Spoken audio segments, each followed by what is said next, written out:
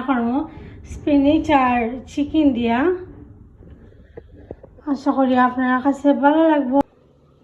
ও তো দেখতে পারা স্পিনিচের শাক। তো তো একটা হাঁড়ি বইছি, বইয়া পরিমাণ মতো তেল দিলাম, তারপরে 2টা আদা রসুনের ব্লক দিলাইছি। তো দারচিনি, এলাচি আর তেজপাতাও দিলাইলাম। এখানে আমি 2টা পেঁয়াজ দিছি, লবণ দিলাইলাম।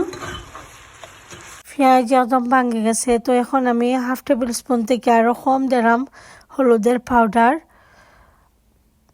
তো এখন দিলাম আমি 1/2 টেবিল স্পুন ধনিয়া পাউডার, দিলাম কারি পাউডার 1/2 টেবিল স্পুন, মরিচের পাউডার 1/2 টেবিল স্পুন থেকে আর তোরা একটু কম দিছি।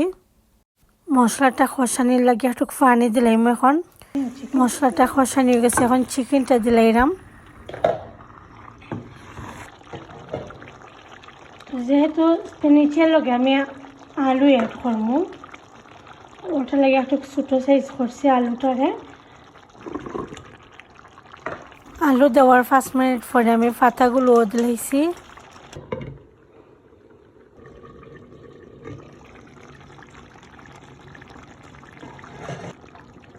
জল দিলাম এখন আমি এখন ধনিয়া পাতা দিয়া নামাইলিমু। কারিটা রেডি হয়ে গেছে।